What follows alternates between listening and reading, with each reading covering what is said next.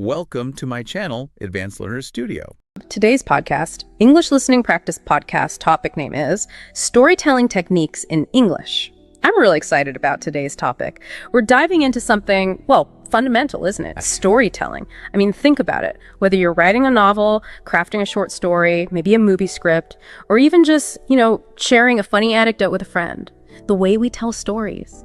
It shapes how people see the world, how they see us. So this deep dive is really for anyone who wants to get better at that.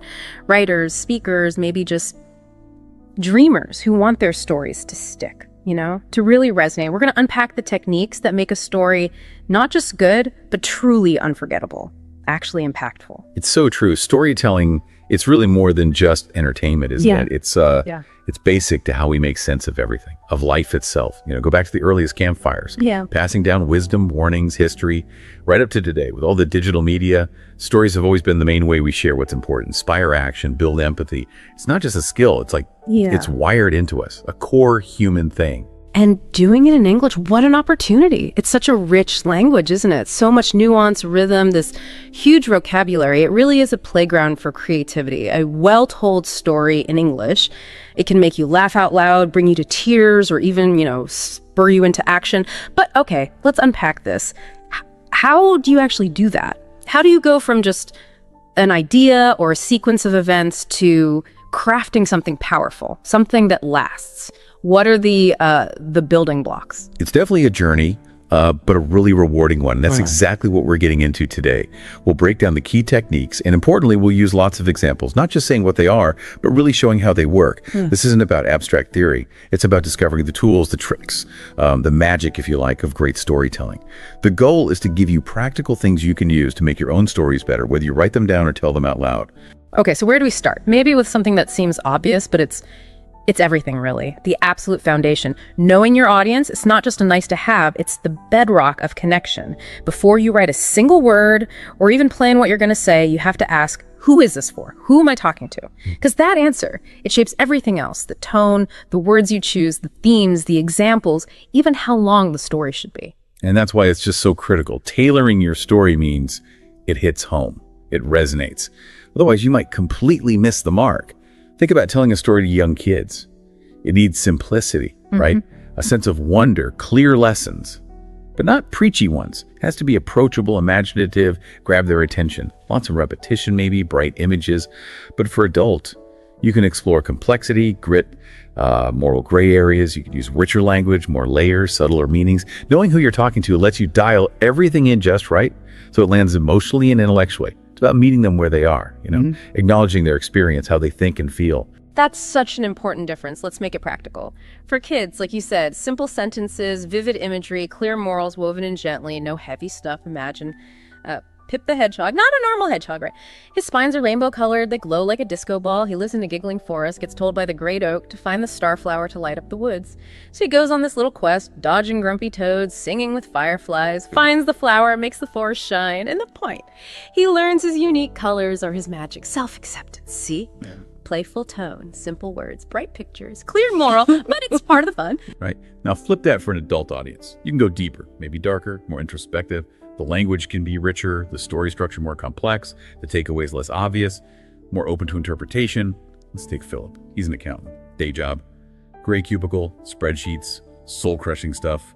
But at night, he dreams of impossible colors. Then a note appears, seek the starflower in the woods. It holds your truth. He's skeptical but unhappy, right? So he goes.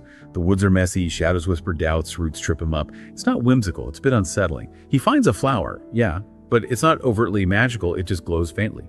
But its beauty reminds him of the art he gave up for a stable life. So he quits his job, buys a canvas, the realization.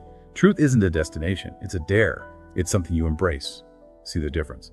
Introspective tone, subtext, that existential yearning. The language is more evocative. The moral is way more nuanced, something to think about. Wow, yeah, that's quite a contrast. The same core idea, find the starflower, but spun completely differently. What does that tell us about just how powerful audience awareness is. It's not just changing a few words, is it? It's rethinking the whole experience. Absolutely. It shows how the core message transforms when you adjust the depth, the language, the challenges. It really is about meeting the listener where they are, considering their life experience, their understanding. You know, for teens, you might blend action with identity stuff, maybe use a bit of current slang carefully, gotta sound authentic now that you're trying too hard. And for a mixed audience, you aim for that balance, vivid images everyone can grasp, but anchored in universal themes, love, courage, justice, things we all connect with. And like you said, this isn't just for fiction. Think about a presentation and email, even just telling a story at dinner. Knowing your audience makes your message land significantly more impactful. That's a great point about applying it everywhere. Okay, moving on then. Let's talk about the power of a strong opening. Hooking your reader. That first line, that first moment, it's like shaking hands. It sets the tone instantly, grabs attention. It has to. There's so much competing for our attention these days, right? Your opening is your chance to cut through the noise. This raises a really important question. Why is that hook so vital in English storytelling? It's more than just getting noticed, isn't it? It's about making a kind of pact with the listener, pulling them into the world you're creating right from the get-go. A great opening isn't just a start. It makes you ask questions, sparks curiosity, or throws you right into the middle of the action. It signals something important is happening now. Exactly. Like walking into a theater, you want to be drawn in immediately, not handed a history lesson first. So how do different kinds of openings do that? How do they achieve that instant immersion? Well, you could start with a question, something intriguing. What do you do when the sky starts falling and your only shelter is a whisper? It makes you lean in and write, what's going on? Or jump straight into action. Leela sprinted through the burning marketplace, the stolen map clutched desperately to her chest, her boots kicking up embers with every desperate stride. Bam! Stakes are high, you're right there. An image can be powerful too. The ancient lake lay still as obsidian, a perfect mirror reflecting a bloated moon that bled an eerie, unsettling red. Sets a mood instantly, often ominous, and dialogue, of course. If you leave now, you'll forever wonder what truly lurks within that forgotten box, she whispered, her voice barely a breath. Creates mystery, makes you need to know more. And applying these, it's about precision, really. Start with one strong image, one key moment, and please avoid the info dump. You know, those huge paragraphs explaining everything up front. Kills the momentum, don't do it. Use active verbs, sensory details, what can they see, hear, feel, smell, and subtly hint at the core conflict or theme. Like, take that Leela example again, but maybe refine it. Leela's worn leather boots sank into the fine ash that blanketed the plaza as she fled the inferno of the burning market. The stolen map pressed against her chest like a frantic second heartbeat. Behind her, the guttural shouts of the Queen's elite guards mingled with the ravenous crackle of consuming flames, a terrifying symphony of pursuit. See? Action, mystery. The map, hints of character, warm boots, high stakes, guards, flames. It pulls you straight in. And this applies beyond stories. A presentation starting with a striking visual. A tough conversation starting with a clear, empathetic statement. Same principle. Hook 'em. That's a perfect example. Okay, next big area. Building relatable characters. The true heart of your story. Characters. They really are the soul, aren't they? We don't just follow plots, we connect with people. We root for them, feel with them. And English gives us so many ways to make them feel real, their dialogue, their inner thoughts, their actions, reactions. It is so fundamental because the characters that stick with us, they're usually flawed, complex, they have clear wants, needs, often conflicting ones. When characters feel real, with imperfections, unique perspectives, relatable goals, the story's tension becomes personal. We feel invested. Their struggles become our struggles, in a way. It's empathy in action. That's why some characters live on in our minds long after the story's over. So yeah, it's not just about what characters do. It's about who they are, fundamentally. And we can build that depth. One key way. Show, don't tell. Everyone says it, but it's crucial. Instead of saying she was brave, show her facing danger, maybe trembling, but doing it anyway. Second, reveal backstory gradually, little bits here and there, no long, boring flashbacks if you can help it, let it unfold. Third, distinct voices. A grumpy old fisherman shouldn't sound like a cheerful teenager. Their word choice, rhythm, everything should be unique. And finally, give them flaws and desires, quirks, fears, goals, especially goals that clash, creating that juicy conflict. Right, and connecting this back. Relatable characters are like mirrors or windows. They let us see ourselves or see into other lives. We experience their challenges, their wins, as if they were our own. It deepens our understanding of, well, being human. Let's look at an example. A short story, The Last Bus. Imagine Mira, slumped in a bus station chair, plastic seat, flickering fluorescent lights. Her backpack's heavy, just like her mood. The sign says, Last Bus, 11:59 p.m. Her phone shows 11:58. She's running. From her mom's expectations, her ex's apologies, the small town that feels like a cage. This bus to a city she's never seen is her escape plan, her one shot. Then an old man sits next to her, smells like rain and regret. His voice is rough like gravel. "Missed it last week," he rasps, then looks at her. "You're running from something too, little lady." Miri just shrugs, pulls her hoodie tighter. "Just need a new start," she mutters. He chuckles, a dry sound. "Ain't no such thing, child. You carry yourself wherever you go." The bus arrives, doors his open. Mira stands up, heart pounding. Is he right? Could she really start over? The tension? Will she go? Will it work? Feels personal because we see Mira's actions, slouching, hoodie, hear her clipped dialogue, reveals her restlessness, her desperation. And the old man, even briefly, he adds depth. He mirrors her, challenges her idea of escape without hijacking the story. It's subtle. Actions and brief dialogue revealing character, not long descriptions. That really highlights the subtlety, doesn't it? Showing, not telling, through those small details. Okay, let's shift focus to the world itself. Crafting vivid settings, painting with words, the setting, it's never just wallpaper, it's active. It shapes the mood, influences choices, raises the stakes.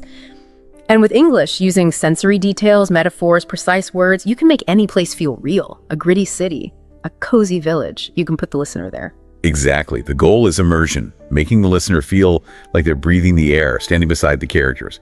How do we do that? Several ways. First, sensory details are key. What do they see, hear, smell, touch, maybe even taste? Engage all the senses you can. Second, match the mood. A stormy cliff feels dangerous. A sunny meadow feels hopeful. The setting should amplify the story's emotional tone. Third, cultural nuances. Little details that ground the setting in a specific time or place, making it feel authentic, lived in. And finally, maybe most importantly, show the setting through the character's perspective. How do they see it? How does their mood color what they notice? Tied to their feelings, their goals. It's amazing how a place can feel so real, so tangible, without needing pages of description. So what's the secret?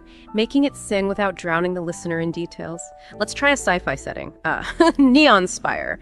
The city sprawls like a circuit board under a sky choked with silent authority drones. Ezra ducks into an alley. The air smells like burnt wiring and desperation. Neon signs buzz in languages he can't read, painting his jacket electric blue, hot pink. The pavement vibrates faintly, maybe underground maglev trains for the elites. His boots crunch on shattered glass from last week's riots.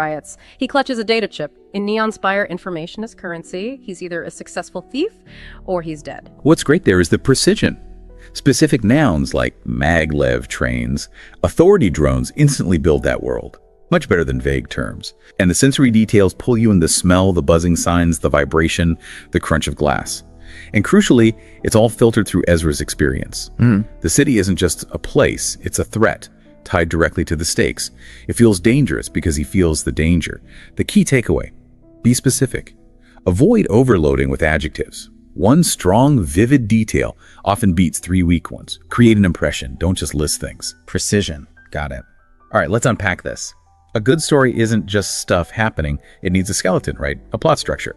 That framework is what keeps people hooked, turning the page, wanting to know what's next. In English storytelling, we often talk about classic structures like the 3-act model or the hero's journey. You can bend them, sure, but they provide a powerful foundation. It's about balancing the action, the emotion, the surprises. So how does this skeleton help both the storyteller and the listener? Well, thinking about the whole experience, that structure creates a really satisfying journey. For the storyteller, it's a roadmap. Helps build tension effectively, ensures characters grow believably, makes the ending feel earned, not just tacked on. For the listener, it provides a sense of order, progression. Even if the path is twisty, you feel like it's going somewhere meaningful. The basic structure, though simple, is powerful. Act 1, the beginning. Introduce characters, setting, hint at the main conflict, get things rolling. Act 2, the middle. This is usually the longest part. Stakes escalate. Characters face challenges, make tough choices. Things get complicated. Act 3, the end. The conflict reaches its peak and gets resolved. And crucially, we see how the characters have changed because of everything they went through. Let's use an example. The Lighthouse Keeper. Act 1. The Call. Elias. Alone in his lighthouse for 30 years, just him, the sea, the gulls. Then one night, huge storm. A ship's distress signal flashes through the fog. He hesitates, oil is low, rocks are deadly. But the signal pulses again. Urgent. He sighs, lights the lamp anyway. That's the inciting incident. His solitary life is interrupted. He has to act. Act 2, the struggle. The storm gets worse, batters the lighthouse. Elias climbs the stairs, knee screaming, determined to keep the lamp lit. The ship is dangerously close to the rocks below.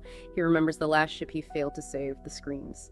haunted by it. He adjusts the wick, rations the oil, whispers, "Not tonight," into the wind. Hour after hour, dawn breaks, the ship is safe, the lamp finally dies, he collapses. That's the rising action, the core conflict. His past failure fuels his present struggle. Exactly.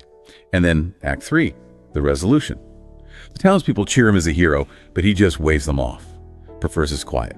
He repairs a lighthouse, orders more oil, goes back to his logbook. The sea is calm now, but he knows it'll rage again. He feels a quiet pride, though. Writes something like, "Some lights you keep burning, even when no one sees, because tending them changes you." He smiles. Feels less alone. That structure works, builds tension with the storm, deepens Elias through his guilt and determination, ends with that earned sense of growth, self-acceptance. You know, even everyday stories we tell often follow this unconsciously.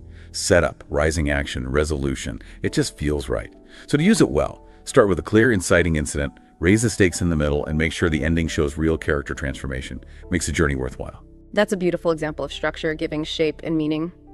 Okay, let's talk about how characters actually sound. Dialogue. Giving characters a voice. Dialogue in English stories does two big things, right? It reveals who the characters are deep down, and it pushes the plot forward. Good dialogue sounds natural, effortless, but it's usually anything but. Every line should have a purpose. Show personality, create conflict, drop clues. And what's really interesting here is that dialogue isn't just the word spoken. It's a window into their minds, their relationships, their motives. So what's the biggest trap people fall into with dialogue? And how do we avoid it? Probably making it sound too much like exposition, like characters are just explaining things to the audience instead of talking to each other. To avoid that, focus on a few things. 1, keep it real but tight. Mimic real speech patterns, hesitations, rhythms, but cut the boring filler. Be concise. 2, use subtext. People often say one thing and mean another. That adds layers, realism. 3, distinct voices. A world-weary detective shouldn't sound like an optimistic teenager. Word choice, sentence structure, slang. Make them unique. And 4, make it purposeful. Every line should reveal something or move the story along. No wasted words. It really is like listening to a real conversation, where what's not said is sometimes as important as what is said. How do these techniques create that sense of realism and emotional punch? Let's imagine a tense scene. Siblings, Nora and Sam, trapped in a bunker after something bad happened, arguing about leaving. Nora's pacing, flashlight beam jumping around. "We can't stay here, Sam," she says, voice tight. "Water's almost gone. We'll starve." Sam's leaning against the wall, sharpening a knife. Calm, maybe too calm. "And wandering out there is safer," he counters. "Those safe zone rumors, traps, Nora, you know it." Nora's voice breaks. "You'd rather die here, like Mom did." Sam stops sharpening. A flipper of paint. "Don't," he warns. "I'm not waiting, I'm going." Nora grabs her pack. Sam says something sharp. "Then you're as dumb as Dad was." But then his eyes soften just a little. "Wait till dawn," he mutters. "We'll go together." See, the dialogue shows their conflict, hints at their past trauma, parents, reveals their personalities, Nora's urgency, Sam's guarded pragmatism. And the subtext, his harsh words contrast with that flicker of care, the decision to go together. It shows their bond underneath the fear. And notice the actions, Nora pacing, Sam sharpening the knife, his eyes softening. Those breaks in dialogue tell us just as much as the words. A great tip is always to read your dialogue out loud. You'll immediately hear if it sounds clunky or unnatural. That's brilliant advice. Okay, now for what many call the cardinal rule of writing. Show, don't tell. The golden rule. It's probably the most repeated advice, but it's fundamental. Instead of stating facts or emotions, you use actions, dialogue, sensory details to paint the picture. Let the listener figure it out. Okay, let's unpack this. It's fundamental, yes, but also tricky to master consistently. Why is showing so much more powerful than just telling? Because it makes the story immersive. It pulls the listener in, makes them an active participant in figuring things out, and allows them to draw their own conclusions, which creates a much deeper, more personal connection. It feels more real. Right. Let's compare. Telling. Sarah was nervous about her speech. Okay, we get it. Showing. Sarah's hands trembled as she gripped the podium, her note card slipping onto the floor. Now we feel her nervousness right alongside her. Or telling. The room was messy. Simple. Showing. Dirty socks draped over the couch, pizza boxes teetered on the toffee table, and a faint whiff of stale coffee hung in the air. We see it, maybe even smell it. We understand something about the person who lives there. This really comes down to trusting your audience. When you show, you invite them to connect the dots, to engage their own imagination and empathy. It makes the experience stick. Imagine Jaden entering an abandoned warehouse. We don't say Jaden was scared or the warehouse was creepy. Instead, we show. His flashlight cuts through the dark, dust motes dance like ghosts. Floorboards groan under his sneakers. He sees an old piano, keys yellowed like teeth. A rat skitters across the lid. He flinches. A pipe drips somewhere, steady like a heartbeat, and his own pulse races to match it. The scene shows the fear, the creepiness through concrete sensory details. The listener puts it together, feels the atmosphere. A practical tip: look for places you've used vague adjectives, sad, happy, angry, and try replacing them with specific actions or sensory details that show that emotion. Trust the listener. That's such a powerful way to think about it, trusting the listener. Okay, next up, pacing. Controlling the story's rhythm. Pacing. It's basically the speed of the story, right? How fast or slow it feels, the flow. What's fascinating here is how sentence structure itself directly impacts how the listener perceives time and emotion. It's subtle, but really potent. Pacing controls the emotional journey. You want fast pacing for action scenes, maybe slow pacing for moments of reflection or suspense, and varying the pace is crucial. Keeps things interesting, avoids monotony. If everything is breakneck speed or everything is slow and ponderous, the listener tunes out. It's like conducting an orchestra, isn't it? Speeding up, slowing down to match the mood. So how can a storyteller consciously use pacing for different effects? Well, for fast pacing, short sentences, active verbs, maybe even cliffhangers at the end of scenes or chapters to keep things moving. Creates urgency. For slow pacing, longer sentences, more description, maybe dipping into a character's inner thoughts and feelings. Give the listener time to absorb, to feel. And the key really is balance. Mixing fast and slow sections keeps the listener engaged, makes the highs feel higher and the lows feel lower. Let's look at two contrasting examples with a character, Maya. Fast pacing, action scene. The explosion shook the street. Glass shattered.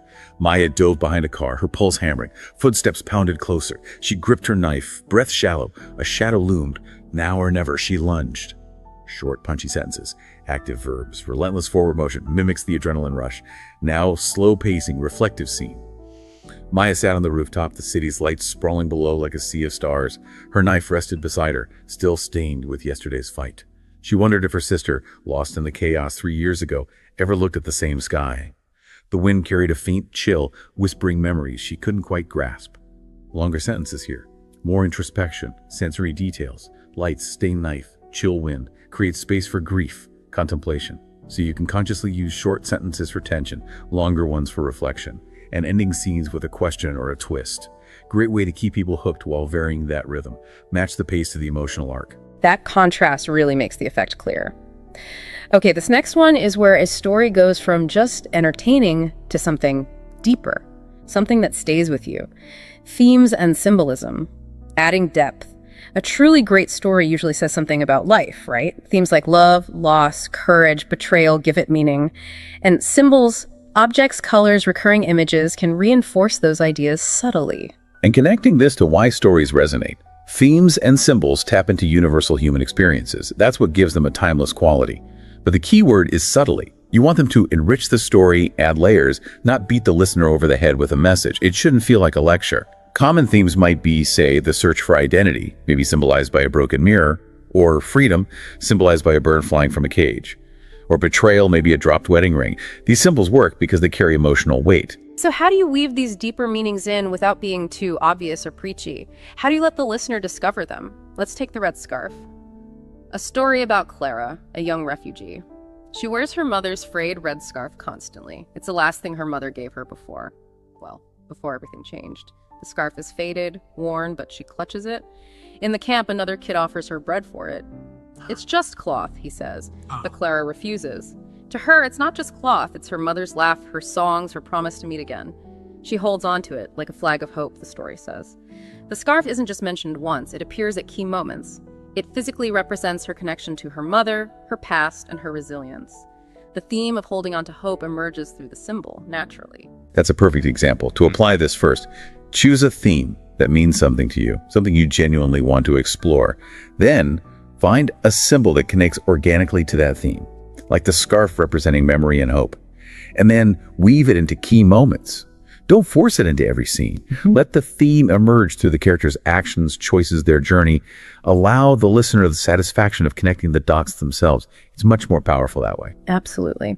Now let's talk about the engine that drives almost every story forward. Conflict, the engine of engagement. Conflict is that struggle, right? Internal within a character's own mind, or external against other people, society, nature. It's what keeps us hooked, wondering what will happen. And this brings up a vital question.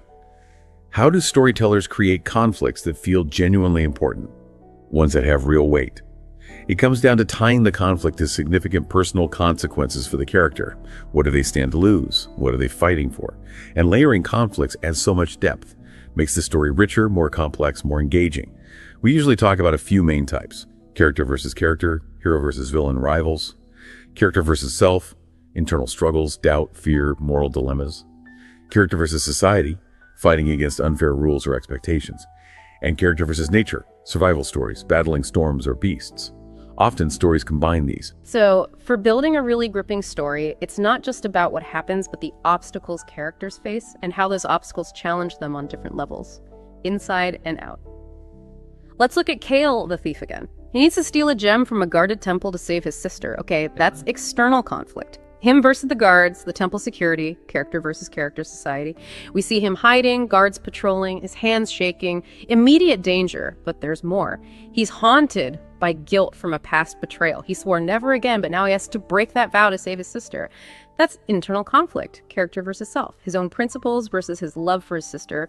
The stakes his sister's life make both conflicts incredibly urgent and personal.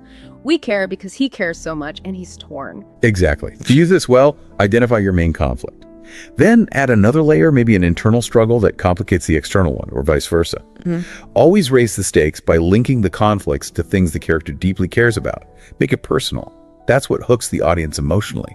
And remember, when the conflict is resolved, it needs to feel earned. The character has to struggle, sacrifice, change. No easy outs. That's what provides a satisfying conclusion. Earned, not given. Good point. Okay, this next element is where a story really finds its unique flavor, its personality, voice and tone, setting the story's soul. Voice. That's kind of how the story sounds, right? Its personality, its attitude. Tone is more the mood it creates: eerie, hopeful, funny, tense. And what's really fascinating here is how voice is so tied to perspective. It's not just what's being said, but who is saying it and how they see the world. Their filter. Voice and tone together define the story's identity, its emotional feel. They shape how the listener experiences everything. They're like the story's unique fingerprint. So how do you find or develop that unique voice? It takes practice, right? Experimenting. Think about the difference. A sarcastic voice, humorous tone might give you. Great, another dragon, because my day wasn't bad enough. Instantly tells you about the character. A poetic voice, melancholy tone. The stars wept for her, their light dimming as she walked away. Creates a completely different feeling. Or a direct voice, tense tone. He had 10 seconds, the bomb ticked, he ran. Short, sharp, urgent. Each voice creates a distinct world. Let's explore that with a first-person example. Riley.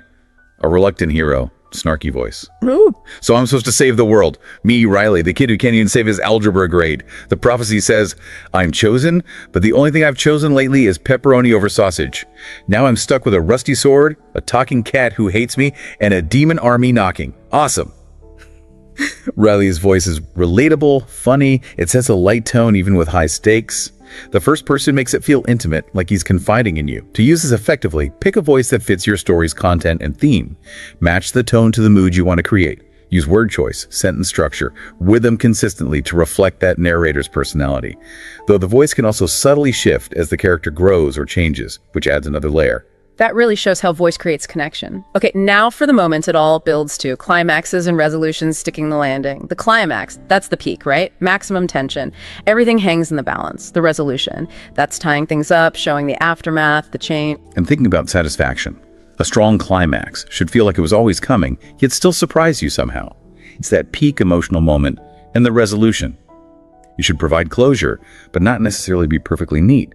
Real life isn't always neat. It's about showing growth, consequences, realism, leaving the listener with something to think about and echo. So how do you build that peak experience, that almost unbearable tension? Let's take Detective Lena again. It's like climax. Lena kicks the warehouse door open, rain pouring in. The killer she's hunted for months is there, sneering. Victim tied up. Lena's gun is shaking. She's exhausted, haunted by past failures. One shot ends it, but his eyes, they look almost human. Is he a monster or just broken? The victim whimpers. Lena makes the choice. Fires. High tension, moral dilemma, decisive action, resolution, killer's down, victim safe. But Lena, driving home, city lights blurring through tears. She stopped him, yes, but the faces of those she couldn't save haunt her. She parks, lights a cigarette, whispers to herself, keep going. Tomorrow, another case. She's changed. That works because the climax is the combination of her struggle, internal and external, and the resolution shows the victory, yes, but also the cost. It's realistic, emotionally resonant, not just case closed, happy ending. To do this well, build towards the climax relentlessly. Make sure the resolution reflects the story's themes and the character's transformation. And crucially, avoid the deus ex machina, that sudden, convenient solution that comes out of nowhere. It feels cheap. Let the resolution feel earned. Sometimes leaving a few questions unanswered adds to the realism and makes it more thought-provoking. Okay, let's unpack this. The often overlooked but absolutely vital stage, editing and polishing, making your story shine, the first draft. It's just the raw material, isn't it? Like a lump of clay. Editing is where you shape it, refine it, turn it into art, make it clear, smooth, impactful. What's fascinating here is how editing often transforms telling into showing. You find those vague phrases and replace them with sharp, specific details. It's about precision. Editing turns a good idea into something truly compelling, immersive. It's where you elevate the craft. It's about trusting the reader, using powerful language effectively. So what's the biggest benefit of taking that time to really polish? It's the difference between someone just reading words and someone feeling the story, right? Some key tips for editing. 1, cut the fluff, be ruthless. Get rid of unnecessary words, phrases. Very tired becomes exhausted.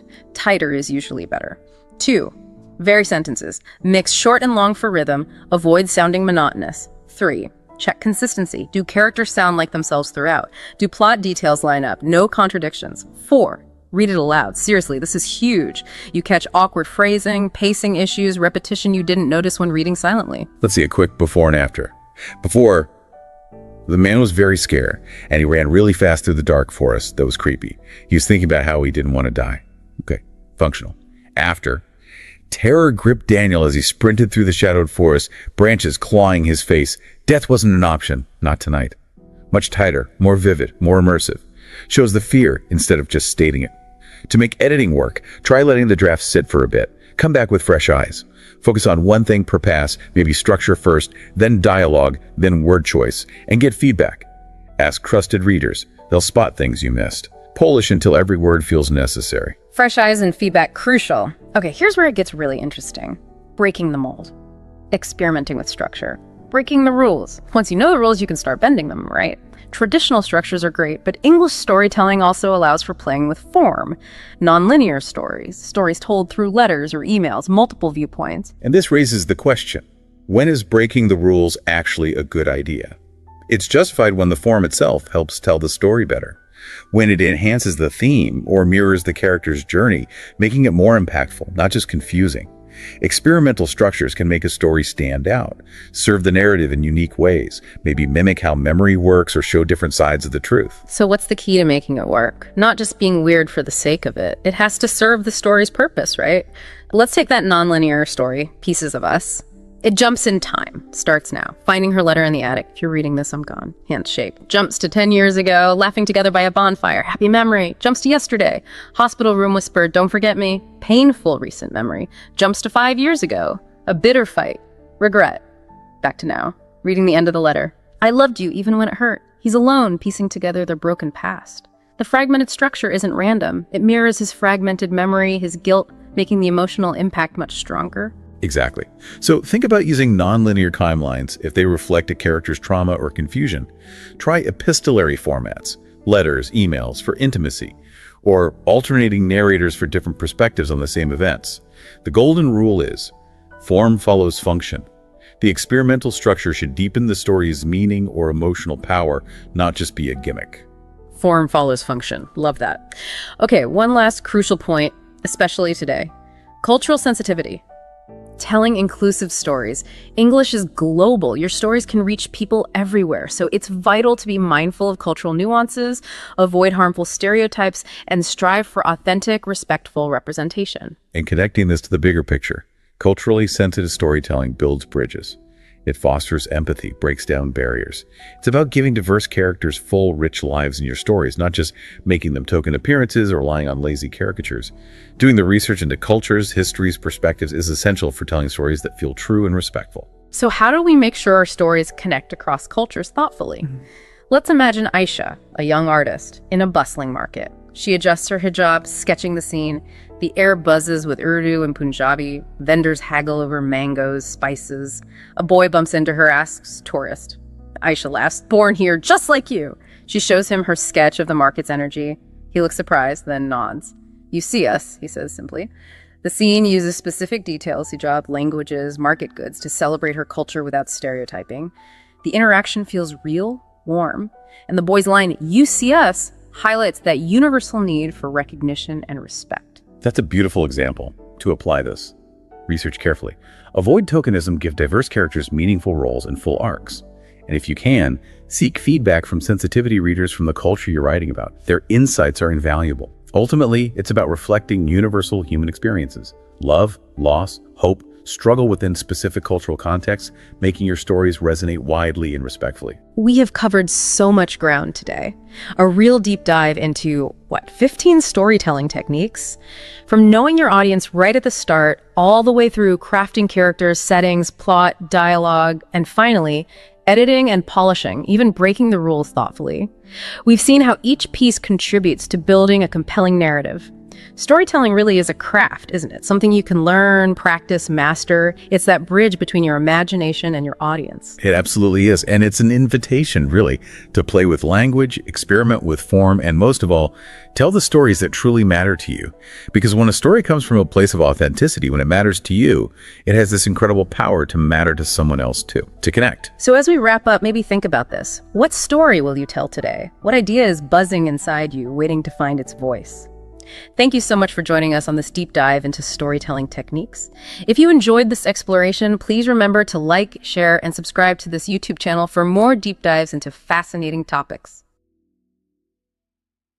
Right, diving into the incredible material you shared with us, we're unpacking something truly fundamental today: storytelling. Whether you're refining your novel, maybe analyzing those classic narratives you pointed us to, or just honing your daily communication. The principles we've distilled from your material will show us how powerful narratives shape perception, just as you highlighted. Yeah, and what's truly fascinating when we look at the core of your sources is how storytelling is just, profoundly wired into us. It's more than just entertainment, isn't it? It's the primary way we make sense of life, passing down wisdom, warnings, history. Exactly. From ancient campfires right up to today's digital epics, stories are how we share what's important, inspire action, build empathy. And in English, with its immense vocabulary and nuanced rhythm, it's a veritable playground for creative expression. It really is. So for you, our listener, this deep dive is about getting better at that, making your stories truly unforgettable, genuinely impactful. We're not just offering abstract theory here. We're breaking down the practical building blocks, showing how they work, with concrete examples. We want to give you actionable insights you could apply, whether you're writing a screenplay or just, crafting a memorable anecdote. Okay. So as we think about actually crafting something powerful, where do we begin? It's with something that seems maybe deceptively simple, yet it's absolutely the foundation, as we saw reflected in several of the articles you provided. That's right. Knowing your audience, it isn't merely a nice to have, it's the bedrock of connection, the true North Star for any storyteller, really. Before you even outline a plot or choose a single word, the crucial question is, who is this for? Right. And as your sources underscore, that answer profoundly shapes everything. The tone, word choice, themes, examples, even the pacing and length. Tailoring your story ensures it lands, it resonates. Without that, you risk, missing the mark entirely. That's such an important distinction, and it really came through in the different approaches we saw in the research you sent. I mean, think about the complete transformation in telling a story to young children versus adults. The fundamental elements shift dramatically, don't they? Precisely. For young kids, your sources suggested simplicity, a sense of wonder, clear lessons, but never preachy, right? It needs to be approachable, imaginative, grab their attention with maybe repetition, vibrant imagery. Yeah. Imagine Pip the Hedgehog. Maybe his rainbow-colored spines glow like a disco ball. He lives in a giggling forest, and is told by the great oak to find the starflower. His quest is playful, filled with dodging grumpy toads and singing fireflies, leading him to the flower, which makes the forest shine. The core message: his unique colors are his magic. A gentle lesson in self-acceptance. It's playful, uses simple words, bright imagery, and a clear moral. Wow, okay. And for an adult audience, as you highlighted in your own notes, you can delve into far greater depth, perhaps even explore darker or more introspective themes. Indeed. Consider Philip, maybe an accountant trapped in a gray cubicle, but at night he dreams of impossible colors. One morning, a note appears. Seek the starflower in the woods. It holds your truth. He's skeptical, of course, but undeniably unhappy, so he goes. The woods are not whimsical. They are messy. Shadows whisper doubts. Roots trip him up. It's unsettling. He finds a flower, but it only glows faintly, a stark reminder of the art he abandoned for a stable, colorless life. The very next day, he quits his job and buys a canvas. The realization, truth isn't a destination, it's a dare. That's quite a contrast. See how the tone shifts? It's introspective, rich with subtext and existential yearning. The language is more evocative, and the moral is far more nuanced, mirroring the complexities of adult life. Yeah, the same core quest, find the star flower, but spun completely differently to resonate with distinct audiences. It's clearly about more than just changing a few words, isn't it? It's a complete reimagining of the emotional experience. Absolutely. It demonstrates how the very essence of the message transforms when you adjust the depth, the language, the challenges presented. It truly is about meeting your listener where they are, considering their life experience and understanding, a crucial point your research emphasized. Right. For teens, you might blend action with identity themes, maybe incorporate a touch of carefully chosen contemporary slang for authenticity.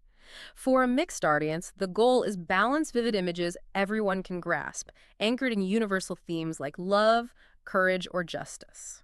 And this isn't solely for fiction, is it? Whether it's a presentation, an email, or simply sharing a story at dinner, knowing your audience makes your message significantly more impactful. That's a vital point about its universal application.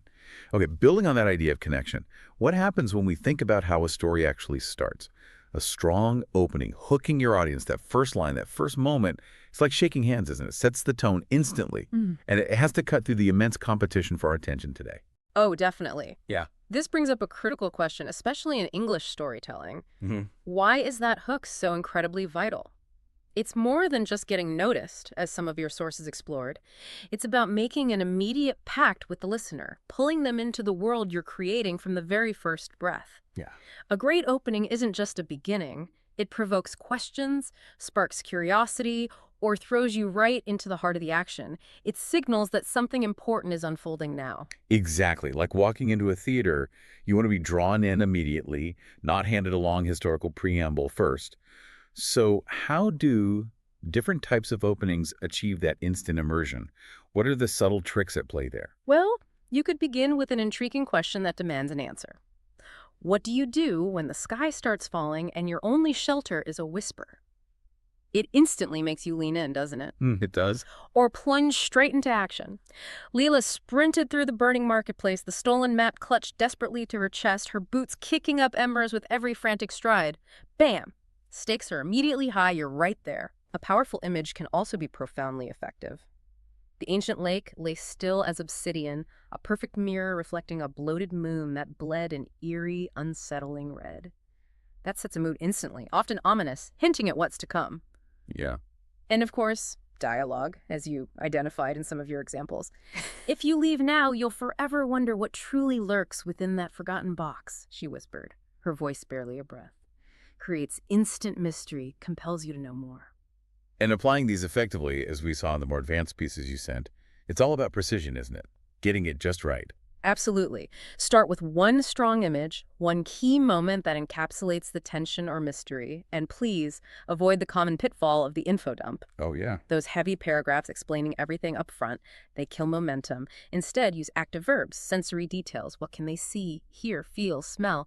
Subtly hint at the core conflict or theme, allowing the listener to actively engage and connect the dots. So let's refine that Leela example you gave. Yeah. Thinking about maximum impact in minimal words. Okay, let's try. Leela's worn leather boots sank into the fine ash that blanketed the plaza as she fled the inferno of the burning market. The stolen map pressed against her chest like a frantic second heartbeat. Behind her, the guttural shouts of the Queen's elite guards mingled with the ravenous crackle of consuming flames, a terrifying symphony of pursuit. Wow. Yeah. See? Action, mystery, hints of character, and high stakes, all pulling you straight in. And this applies beyond fiction, you know. A presentation starting with a striking visual, a tough conversation beginning with a clear, empathetic statement. The same principle applies. Hook them. Yeah, that's a perfect example of how much work a single, carefully crafted sentence can do. Okay, so if the setting is the stage, then the actors, our characters, are truly the heart of the performance. Because ultimately, we don't just follow plots, we connect with people, right? We root for them, feel with them. And English gives us such a rich palette to make them feel real. Their dialogue, their inner thoughts, their actions, their very reactions. Yeah. This is so fundamental because, as many of your sources argued, the characters that truly stick with us are often flawed, complex, driven by clear, often conflicting wants and needs. When characters feel genuinely real with imperfections, unique perspectives, relatable goals, the story's tension becomes personal. We become invested. Right. Their struggles somehow mirror our own.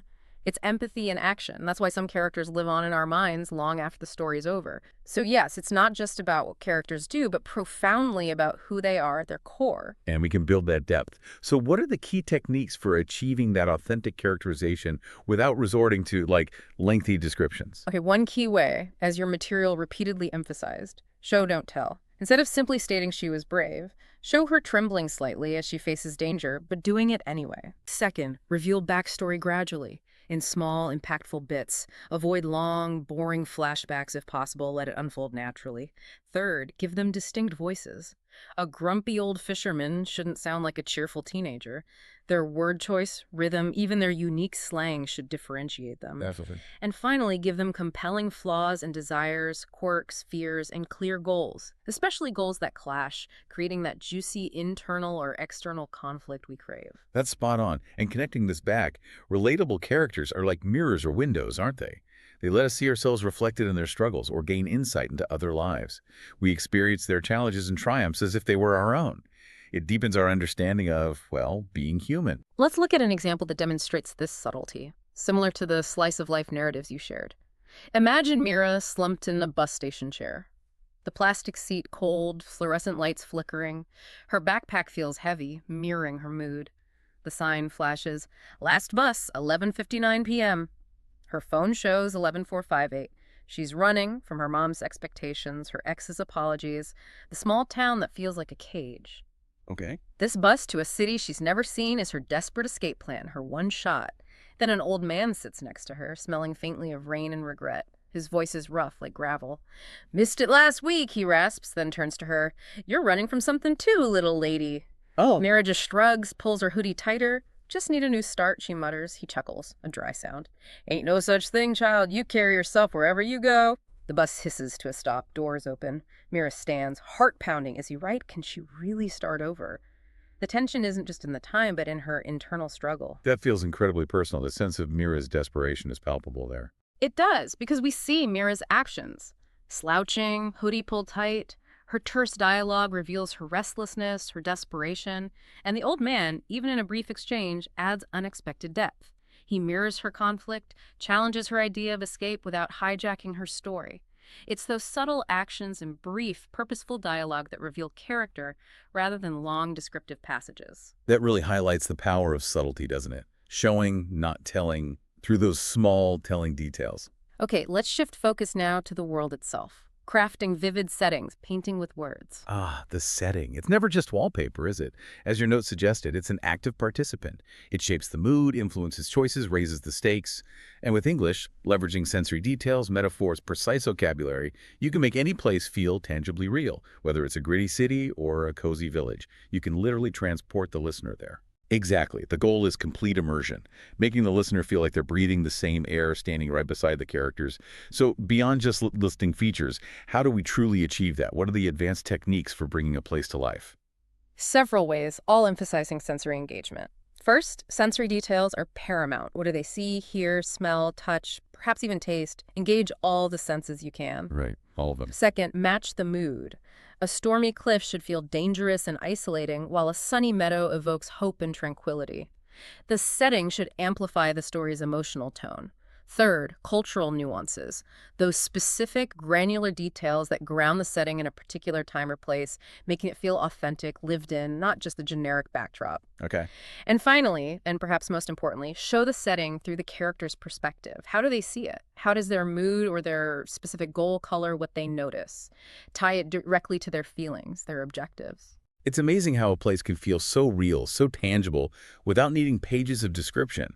So what's the secret of making it sing without drowning the listener in details?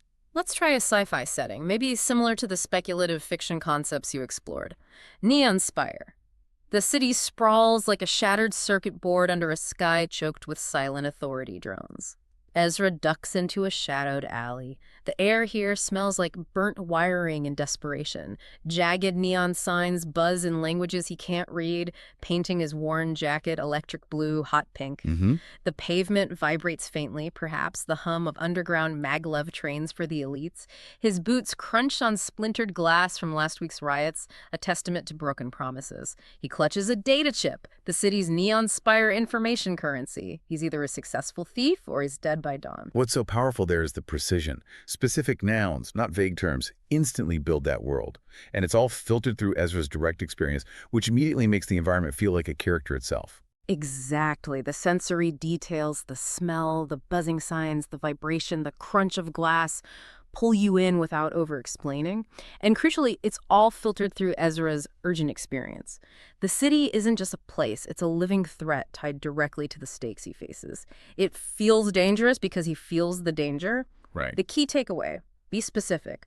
Avoid overloading with adjectives. One strong, vivid detail often beats 3 weak ones. Create an impression, don't just list things. Precision. Got it. All right, let's think about the scaffolding of a story. A good story isn't just a series of random events, is it? It needs a skeleton, right? A plot structure. That framework is what keeps people hooked, turning the page, wanting to know what's next. In English storytelling, we often talk about classic structures like the 3-act model or the hero's journey. You can bend them, sure, but they provide a powerful foundation. It's about balancing the action, the emotion, the surprises. Well, thinking about the overall satisfaction of the reader, that structure creates a truly fulfilling journey. For the storyteller, it's a critical roadmap. It helps build tension effectively, ensures characters grow believably, and most importantly, makes the ending feel earned, not just tacked on. Yeah, earned. For the listener, it provides a crucial sense of order and progression. Even if the path is full of twists, you feel like it's leading somewhere meaningful.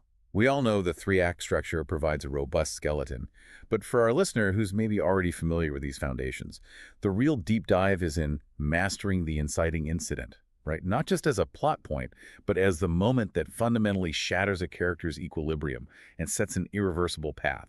It's about more than just getting things rolling. It's about making the audience feel that shift. Yes. Act 1 introduces the characters, setting, and crucially hints at the main conflict. The inciting incident, as you mentioned, is the spark that disrupts the ordinary, forcing the character into action. Act 2, the middle, is typically the longest part.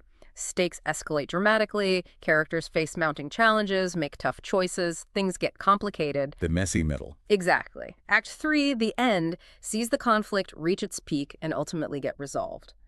And critically, we witness how the characters have been transformed by everything they endured.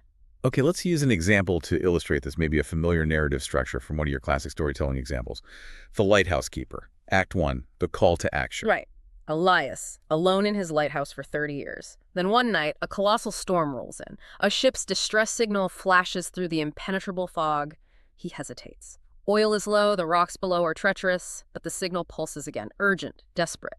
He sighs, lights the lamp anyway. That's the inciting incident, the moment his solitary, predictable life is irrevocably interrupted. He must act. Okay, so that's the catalyst. Then Act 2, the prolonged struggle. Exactly. The storm intensifies, battering the lighthouse relentlessly. Elias climbs the winding stairs, his old knee screaming in protest, utterly determined to keep the lamp lit. The ship is dangerously close to the jagged rocks below.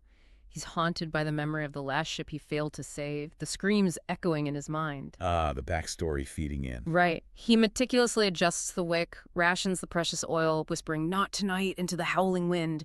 Hour after hour he endures. Finally, dawn breaks. The ship is safe, drifting away. The lamp flickers and dies. He collapses.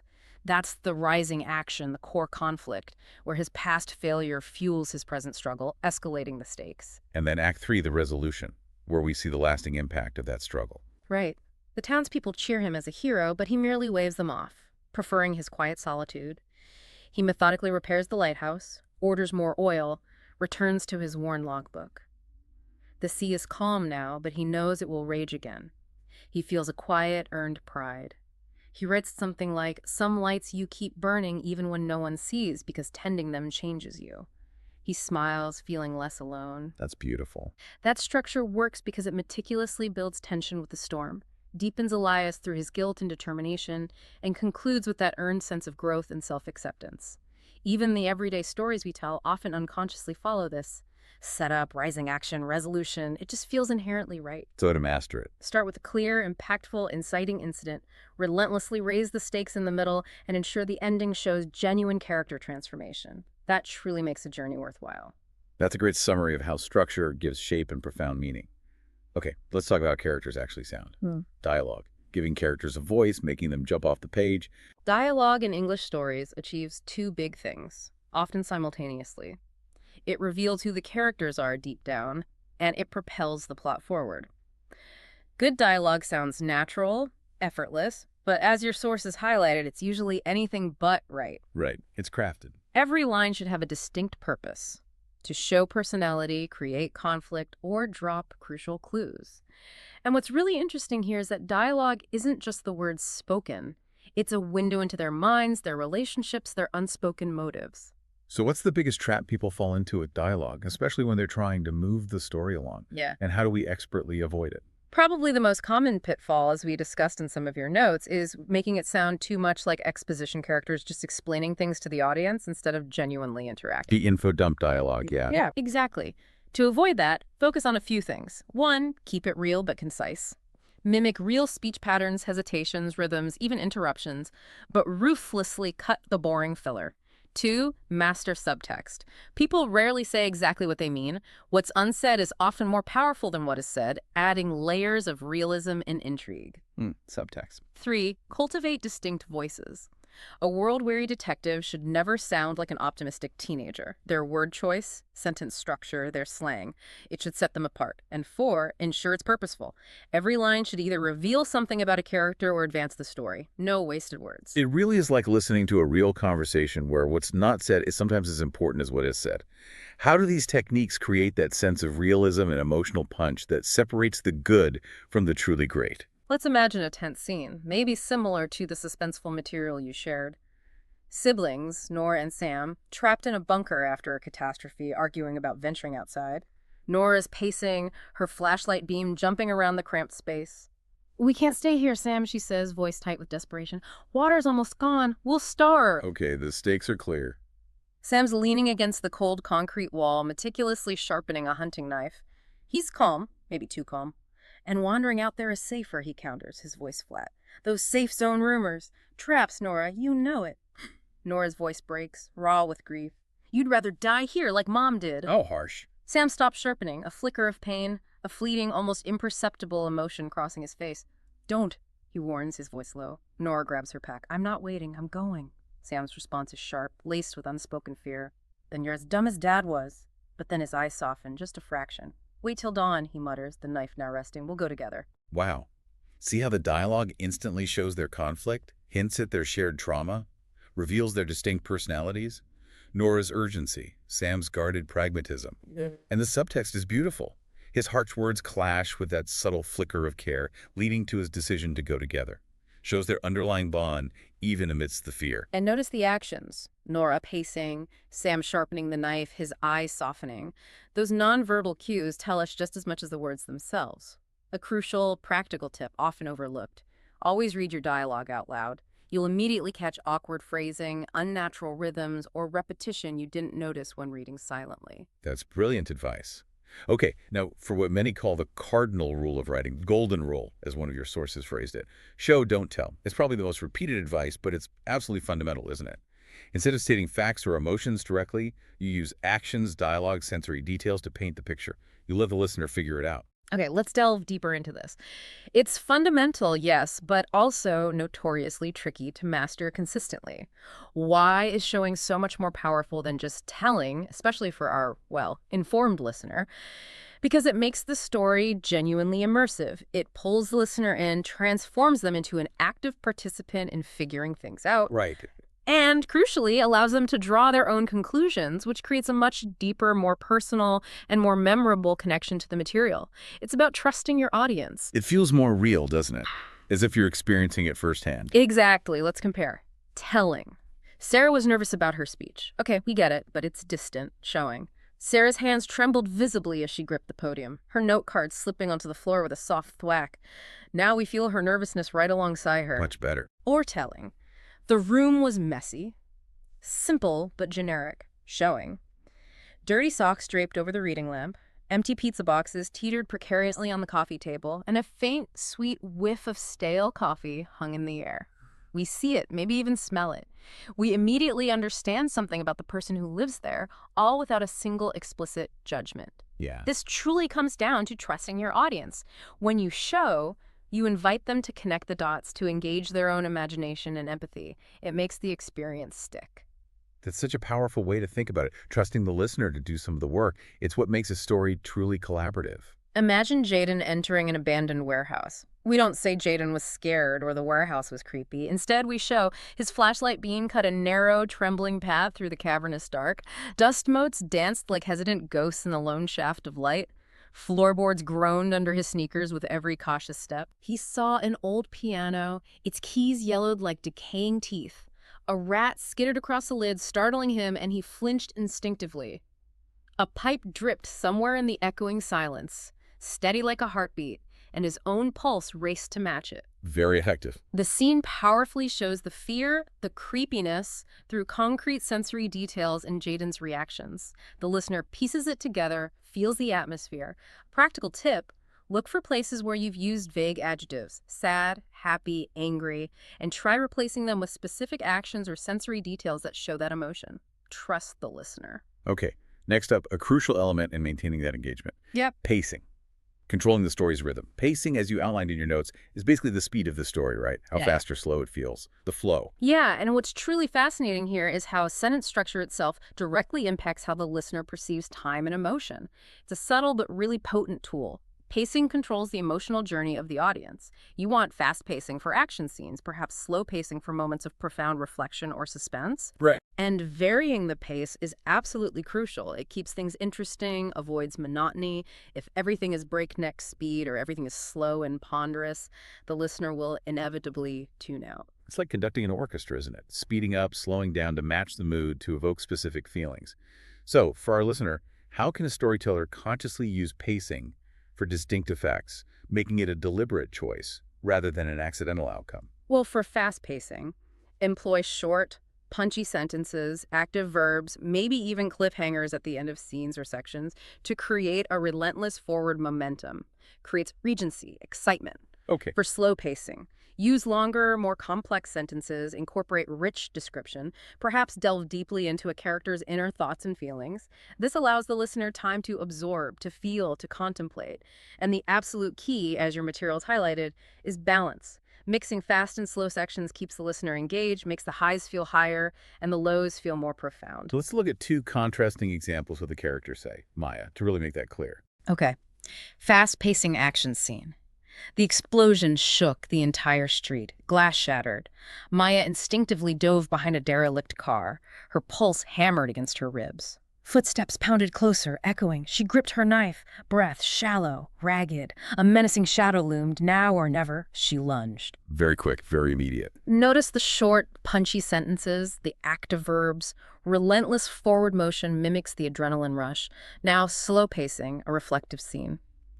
Maya sat on the decaying rooftop, the city's sprawling lights below like a scattered sea of hesitant stars. Her knife rested beside her, still stained with yesterday's fight, an unwelcome memento. She wondered if her sister, lost somewhere in the chaos 3 years ago, ever looked up at this very same sky. The wind carried a faint, icy chill, whispering fragmented memories she couldn't quite grasp. Much more drawn out, reflective.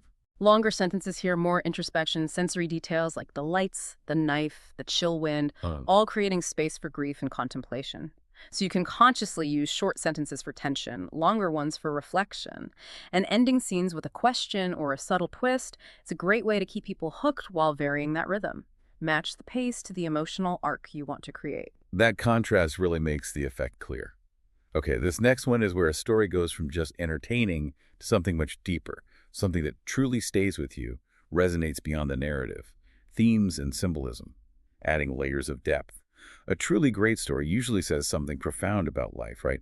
Themes like love, loss, courage, betrayal, redemption, they give it lasting meaning. And symbols, objects, colors, recurring images can reinforce those ideas subtly, getting rich layers of interpretation. And connecting this back to why stories resonate universally, themes and symbols tap into universal human experiences. That's what gives them a timeless quality.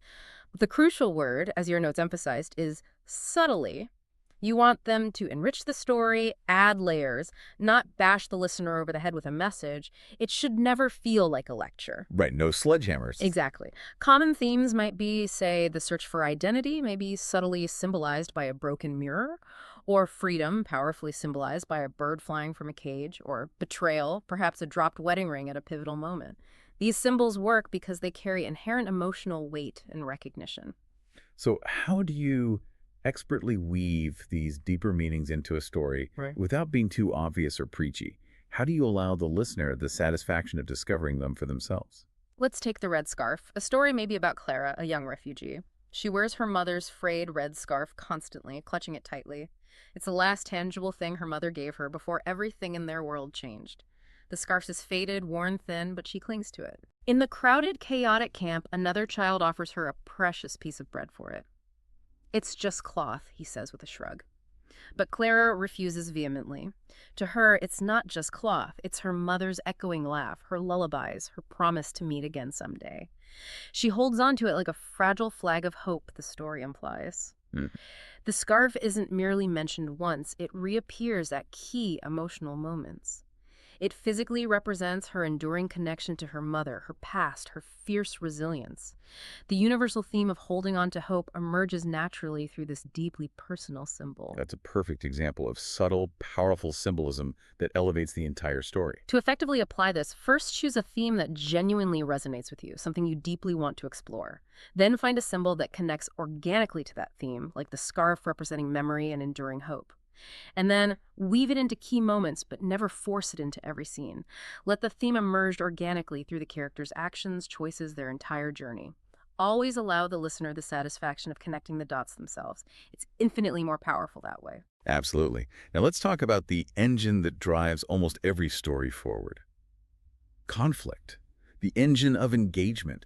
Conflict is that struggle, right? It can be internal within a character's own mind or external against other people, society, or even nature itself.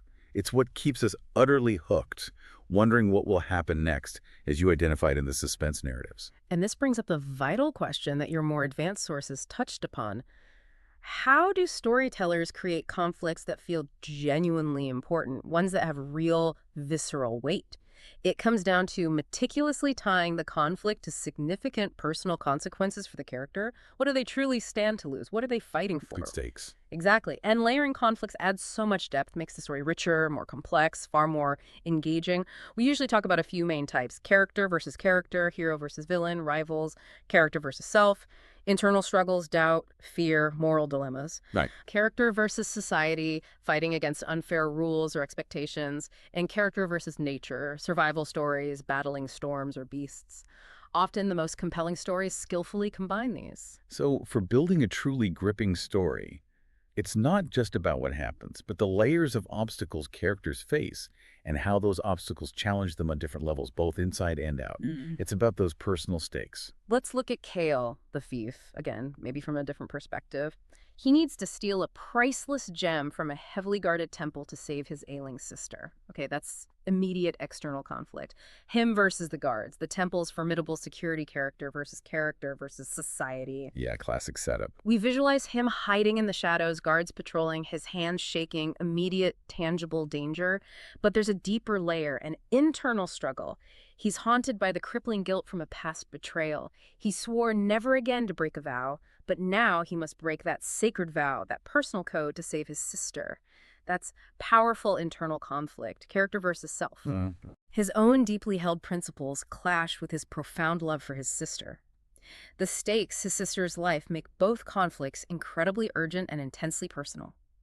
We care so deeply because he cares so much, and he is so beautifully torn. Exactly. The layered conflict is what transforms it from a simple heist into a profound moral dilemma. To master this, first identify your main conflict.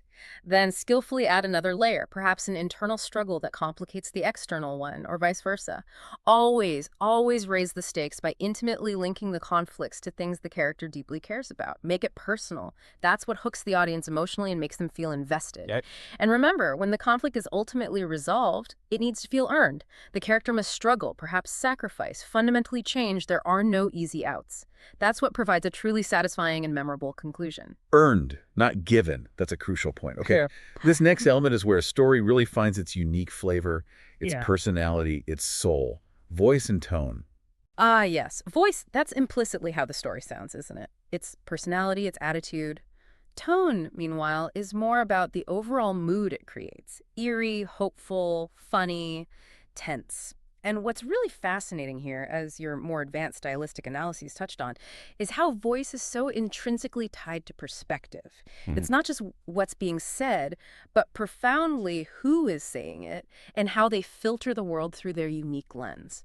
Voice and tone together define the story's identity, its entire emotional feel. They're like the story's unique fingerprint, shaping how the listener experiences everything. So how do you find or deliberately develop that unique voice for your narrative, especially when it feels so elusive? It definitely takes practice experimenting with different approaches, right? It does. Think about the immediate difference a sarcastic voice paired with a humorous tone might give you. Great, another dragon, because my Tuesday wasn't already bad enough. It instantly tells you so much about the character's outlook. Yeah, straight away. Or a poetic voice, imbued with a melancholy tone. The stars wept for her, their ancient light dimming as she walked away into the fading twilight. Creates a completely different, somber feeling. Or a direct, urgent voice with a tense tone. He had 10 seconds. The bomb ticked relentlessly. He ran. Short, sharp, urgent. Each voice instantly constructs a distinct world and emotional landscape. Let's explore that with a first-person example, maybe similar to the personal narrative structures you shared. Okay, imagine Riley, our reluctant hero, with a distinctly snarky voice. So I'm supposed to save the world. Me, Riley, the kid who can't even save his algebra grade from a D. The prophecy says I'm chosen, but the only thing I've chosen lately is pepperoni over sausage. Now I'm stuck with a rusty sword, a talking cat who clearly hates my guts, and a demon army knocking. Awesome. Huh, yeah, that's a voice. Riley's voice is immediately relatable, funny in its self-deprecation. It sets a light, even comedic tone, even amidst high stakes. The first-person perspective makes it feel incredibly intimate, like he's confiding directly in you, the listener. Right. To use this effectively, meticulously pick a voice that perfectly fits your story's content and theme. Match the tone to the specific mood you want to create. Then use word choice, sentence structure, rhythm consistently to reflect that narrator's unique personality. Though, as you'll discover with mastery, the voice can also subtly shift and evolve as the character grows or changes, adding yet another rich layer. That really shows how voice, when deliberately chosen, immediately creates connection and establishes the emotional landscape. Okay, now for the moment it all builds to climaxes and resolutions, sticking the landing. The climax, as your research defined it, that's the peak, right? The point of maximum tension, where everything hangs precariously in the balance. The resolution, that's where you artfully tie things up, show the aftermath, the fundamental change. And thinking about what truly satisfies a listener, a strong climax should feel like it was always coming, an inevitable culmination, yet still manage to surprise you somehow. It's that peak emotional moment where all the story's forces collide. And the resolution. You should provide genuine closure, but not necessarily a perfectly neat, tied with a bow ending. Real life rarely is it? It's about showing growth, consequences, realism, and ideally leaving the listener with something profound to ponder or echo in their own lives. So how do you build that peak experience, that almost unbearable tension, ensuring it feels earned and impactful, not just a sudden burst of activity? Let's take Detective Lena again, her climax. Lena kicks the rusted warehouse door open, a torrent of rain pouring in with the sudden rush of wind. The killer she's hunted for months is finally there, a sneer twisting his face, the victim tied, helpless in the corner. Lena's gun is shaking almost imperceptibly in her hand. The confrontation. She's utterly exhausted, haunted by past failures, the faces of those she couldn't save flashing in her mind. One shot ends it, but his eyes, in that fleeting moment, they look almost human, pleading. Is he a monster or just utterly broken? The victim whimpers softly. Lena, with a raw cry, makes the choice. She fires. High tension, profound moral dilemma, decisive action, all culminating. Okay, and the resolution. The killer's down, the victim is safe. But Lena, driving home through the blurring city lights, feels tears mingling with the rain on her cheeks. She stopped him. Yes. But the faces of those she couldn't save still haunt her. She parks her car, lights a cigarette, the ember glowing like a small, defiant star. She whispers to herself, "Keep going. Tomorrow, another case." She is irrevocably changed. That's powerful. That works because the climax is the powerful culmination of her struggle, both internal and external. And the resolution shows the victory, yes, but also the enduring cost, the lasting impact. It's realistic, emotionally resonant, not just a simple case closed happy ending. To do this well, as your expert note suggested, you build towards the climax relentlessly, raising the stakes at every turn. Exactly, and ensure the resolution truly reflects the story's core themes and the character's authentic transformation. And crucially, a common pitfall to avoid, the deus ex machina. Ah, yes, the god from the machine. That sudden, convenient solution that appears out of nowhere to solve everything. It feels cheap and undermines all the tension you've built. Let the resolution feel earned through the character's struggle. Sometimes, leaving a few questions subtly unanswered adds to the realism and makes the story far more thought-provoking, inviting the listener to linger. Okay, let's unpack this next, often overlooked but absolutely vital stage, as you emphasize in your practical guides. Editing and polishing. It's where you truly make your story shine. The first draft, as we often say, is just the raw material, isn't it? Like a lump of clay. Editing is where you meticulously shape it, refine it, turn it into art, making it clear, smooth, and profoundly impactful. Yeah, and what's truly fascinating here is how editing often transforms telling into showing. You find those vague phrases and replace them with sharp, specific, evocative details. It's about achieving precision and maximum impact. Editing turns a good idea into something truly compelling, immersive, memorable. It's where you truly elevate the craft. It's about trusting the reader, using powerful language effectively, and respecting their time by making every word count. So what's the biggest benefit of taking that crucial time to really polish your work? It's the difference between someone just passively reading words and someone deeply feeling the story. Exactly. Some key tips for editing, drawn from the best practices you've shared. 1. Cut the fluff. Be ruthless. Get rid of unnecessary words, redundant phrases, anything that doesn't serve a clear purpose.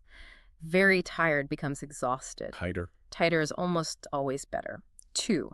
Vary sentences. Mix short, impactful sentences with longer, more descriptive ones for rhythm and flow. Avoid sounding monotonous. 3. Rigorously check consistency. Do characters sound like themselves throughout? Do plot details align? Eliminate any contradictions. Right. 4, and this is truly huge, read it aloud, seriously. You'll immediately catch awkward phrasing, pacing issues, repetitions you didn't notice when reading silently. Let's see a quick before and after, just to highlight the transformation maybe. Before.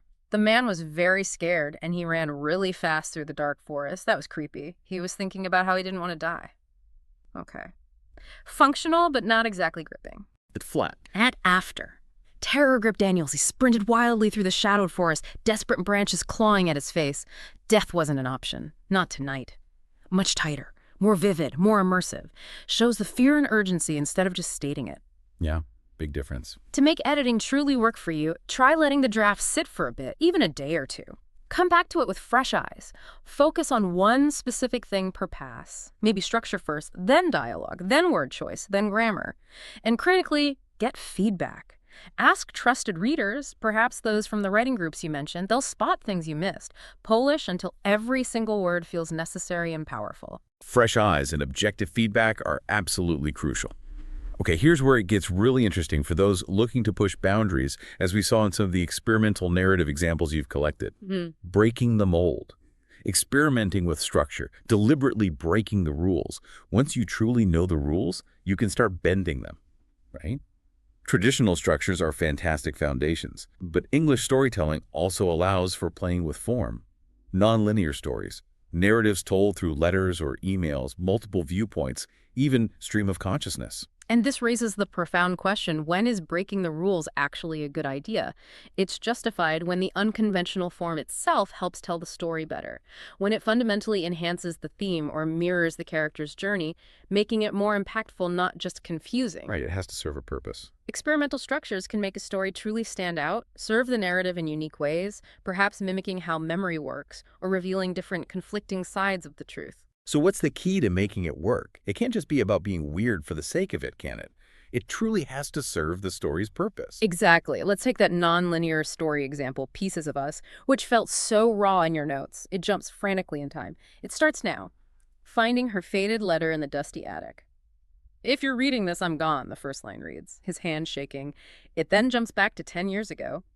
Laughing together by a crackling bonfire, a happy memory. Okay, jarring shift. Jumps to yesterday. A stark hospital room, her whispered words, "Don't forget me." A painful recent memory. Jumps to 5 years ago. A bitter, screaming fight full of unresolved regret. Then back to now. Reading the devastating end of the letter, "I loved you even when it hurt." He's left alone, trying to piece together the shattered past. The fragmented structure isn't random or gimmicky. It powerfully mirrors his own fragmented memory, his guilt, his desperate attempt to understand, making the emotional impact far more visceral and compelling. That's a powerful example of form mirroring function, deepening the emotional experience. So think about using nonlinear timelines if they genuinely reflect a character's trauma, confusion, or maybe a complex investigation. Try epistolary formats, letters, emails, journal entries for profound intimacy, or alternating narrators for different, sometimes conflicting perspectives on the same events. The golden rule, as we've discussed throughout this deep dive, is form follows function.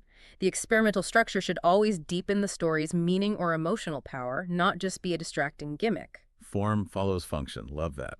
Okay, one last crucial point, especially relevant today, given the global nature of communication: cultural sensitivity.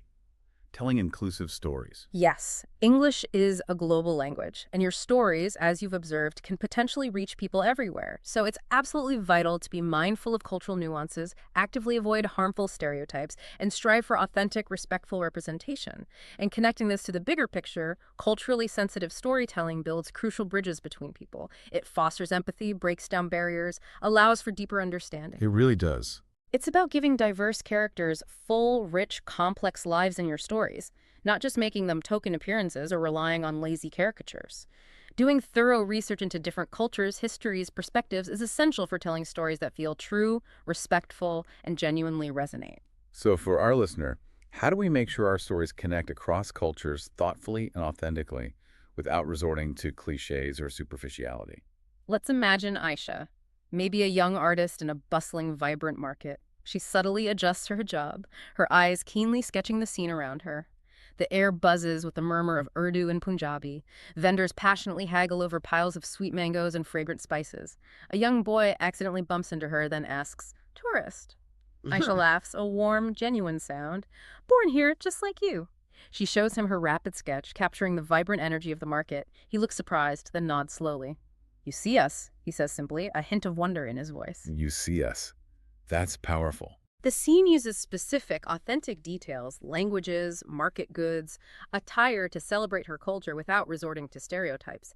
The interaction feels real, warm, and the boy's line, "You see us," powerfully highlights that universal human need for recognition and respect. That's a beautiful example of how specific, authentic details can build connection and bridge understanding.